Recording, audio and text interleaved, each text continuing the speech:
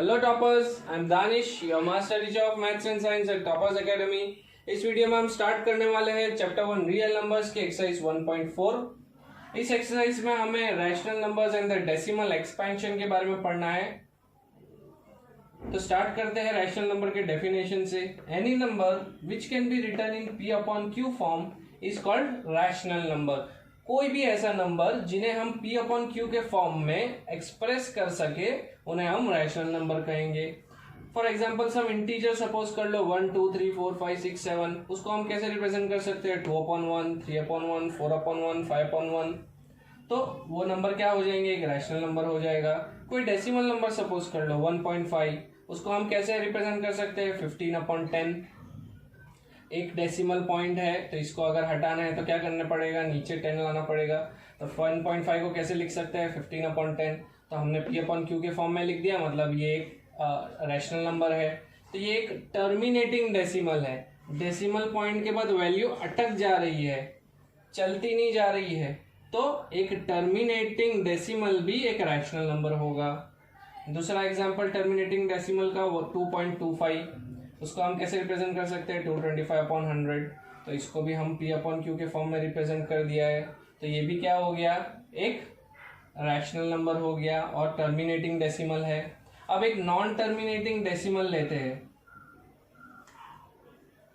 अगर हम 1.3 ये डिवीजन करें तो हमको आंसर आता है 0.333333। It goes on and on, 3 continuous चलता जाएगा, कहीं पर अटकेगा नहीं।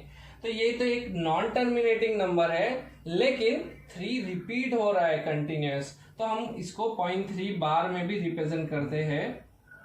तो ये क्या हो गया, इसको हम 1/3 रिप्रेजेंट कर सकते हैं p अपॉन q के फॉर्म में, मतलब ये क्या हो गया, एक रैशनल नंबर हो गया।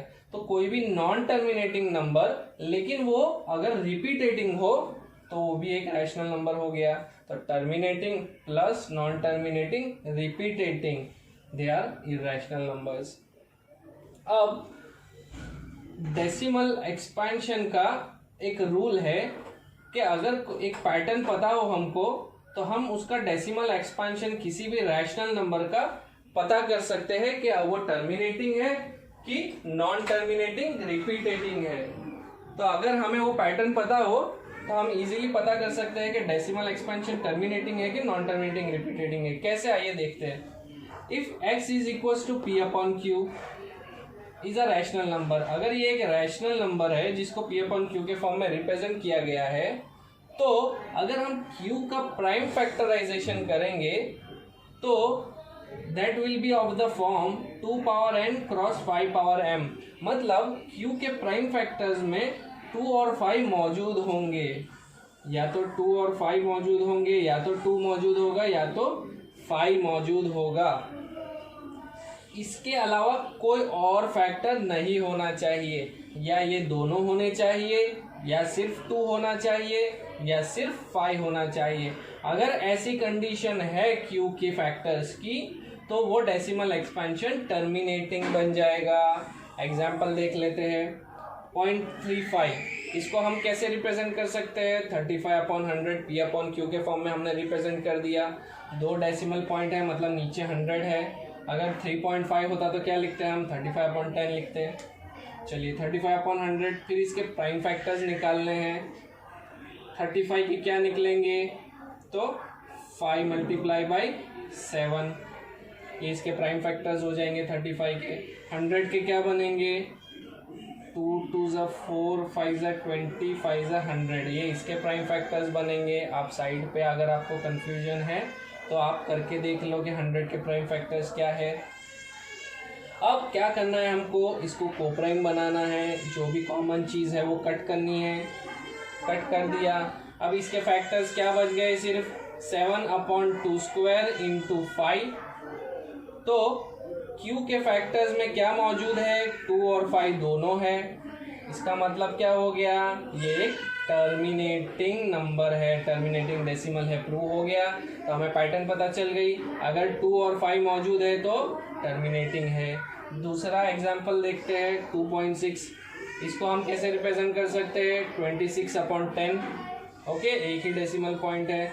इसके प्राइम फैक्टर्स ले लेते हैं। 26 के क्या होंगे 2 मल्टीप्लाई बाई 13 10 के क्या होंगे 2 multiply by 5, common value cut कर देते हैं, बचा क्या 13/5।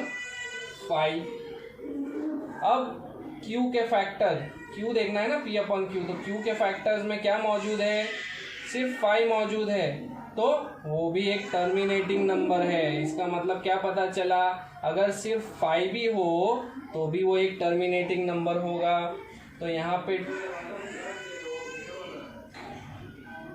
इक्वेशन तो 2 power n cross 5 power m है, इसमें n क्या हो जाएगा, 2 का फैक्टर नहीं है ना इधर, तो n को 0 ले लो, तो क्या हो जाएगा 2 पावर 0 हो जाएगा, 5 पावर m को 1 ले लो क्योंकि इधर 5 एक ही बार है, तो 2 पावर 0 क्रॉस 5 पावर 1, 2 पावर 0 क्या हो गया 1 हो गया, बचा क्या Q के फैक्टर में सिर्फ 5। तो अगर सिर्फ 5 भी मौजूद हो 2 नहीं हो तो भी एक टर्मिनेटिंग डेसिमल है। तीसरा एग्जांपल ले लेते हैं 0.375, 375/1000 ऐसे रिप्रेजेंट कर सकते हैं। इसके फैक्टर्स निकाल लो, इसके फैक्टर्स क्या निकलेंगे 3 × 5 × 5 × 5।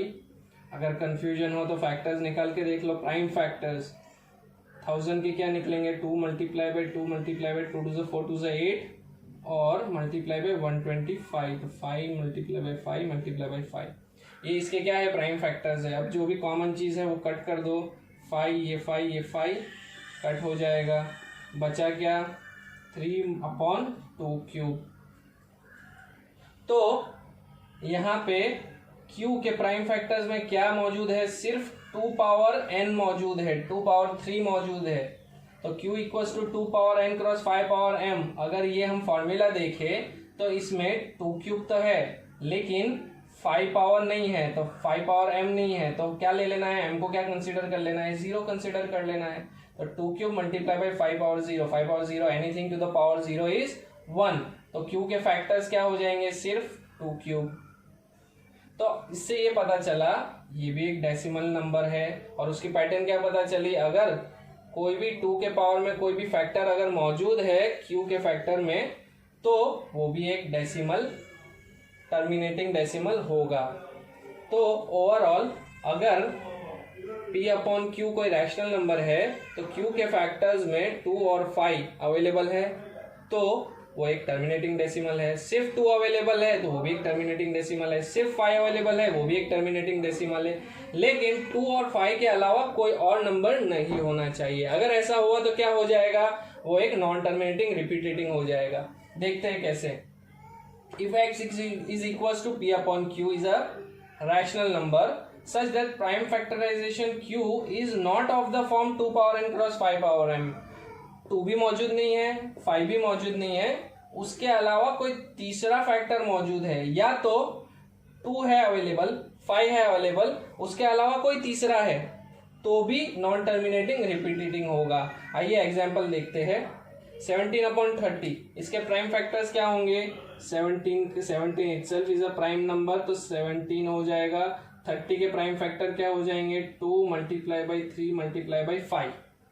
अब यहाँ पे देखो Q के फैक्टर में 2 और 5 तो है लेकिन इसके अलावा तीसरा एक फैक्टर आ गया 3 जो नहीं चाहिए था हमें सिर्फ क्या चाहिए 2 और 5 चाहिए, या तो सिर्फ 2 चाहिए या तो सिर्फ 5 चाहिए, उसके अलावा कोई भी अवेलेबल होगा तो वो एक नॉन टर्मिनेटिंग रिपीटेटिंग डेसिमल हो जाएगा। दूसरा एग्जांपल देखते हैं। 19 itself is a prime number. 15 के फैक्टर्स क्या होंगे 3 5 यहाँ पे सिर्फ 5 होता तो ये एक टर्मिनेटिंग डेसिमल हो जाता, लेकिन ये टर्मिनेटिंग डेसिमल नहीं है क्योंकि 3 भी इंक्लूडेड है इसके फैक्टर में। तो अगर कोई भी ऐसा नंबर जिसमें 2 और 5 फैक्टर हो लेकिन उसके अलावा कोई तीसरा हो, या तो 2 और 5 हो ही ना उसके अलावा कोई तीसरा या चौथा, सपोज 7 हो उसके फैक्टर में 3 हो उसके फैक्टर में, तो वो एक non terminating repeating decimal expansion बन जाएगा। तो डेसिमल एक्सपेंशन के बारे में हमने दोनों कंडीशन पढ़ ली कि कब टर्मिनेटिंग होगा और कब नॉन टर्मिनेटिंग रिपीटेटिंग होगा। बस इसी के बेस पे सम आएंगे, नंबर्स होंगे, हमें उन्हें प्राइम फैक्टराइजेशन निकालना है और चेक करना है कि Q के फैक्टर्स में क्या बच जा रहा है। अगर 2 और 5 है तो वो एक टर्मिनेटिंग है, अगर 2 और 5 के अलावा कोई तीसरा है या 2 और 5 है ही नहीं तो वो एक नॉन टर्मिनेटिंग रिपीटेटिंग है। ये एक्सरसाइज में इसी के बेस पे सम आएंगे। ओके।